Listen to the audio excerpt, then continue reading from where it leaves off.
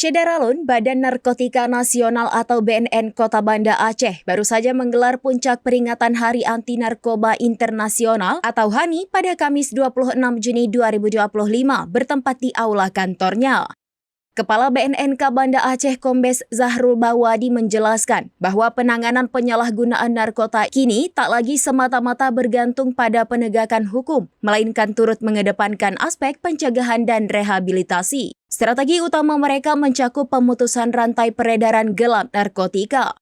Kombes Zahrul merinci bahwa proses rehabilitasi dapat ditempuh melalui dua jalur. Individu yang datang secara sukarela, baik sendiri maupun didampingi keluarga, serta melalui jalur hukum bagi mereka yang barang buktinya telah diatur undang-undang untuk direhabilitasi.